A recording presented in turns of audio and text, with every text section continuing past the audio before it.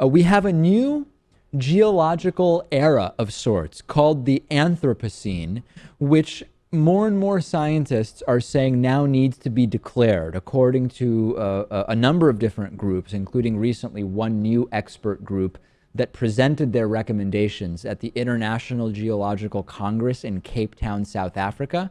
The idea is that 1950 would be considered the beginning of the Anthropocene, and that it is defined by radioactive elements dispersed throughout the planet by nuclear bomb tests and some other characteristics, including plastic pollution and sort of many, many other areas.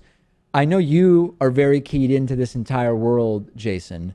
Do you have general thoughts about this before I dig in more to the details?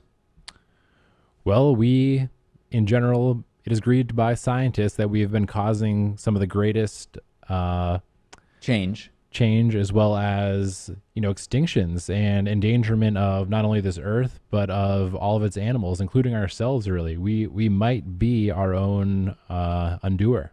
The sort of important element of the Anthropocene is that we are no longer on the same trajectory as humans using the planet for whatever it is that we want to use it for as we've been in the past. So for example, compared with the Holocene of about 12,000 years ago, etc., our use of the planet is now having a different type of impact on our environment. And this is sort of a different way of approaching the climate change discussion that we're having. We're sort of assigning a geological name to what it is that is going on. Many geologists are saying that we now are at a point where our impact on the environment is making it so that future generations are going to have to find workarounds. And some people say the workaround is we're going to have to abandon Earth. We're going to need some other place to live. Others are saying, well, the so-called irreversible damage that we're doing, we're going to need as yet undiscovered technologies to figure out how it can be reversible. Ideas that haven't even been thought of. That's the gist of it, and it's pretty scary. Yeah, trying to put a Band-Aid on this big mess is just not what needs to be done. I know Fukushima is still just spouting radiation in the Pacific as we speak. Yeah. You can see it in fish off of the coast of San Francisco. It's directly going there through the waters. There's too much needs to be done. I don't know.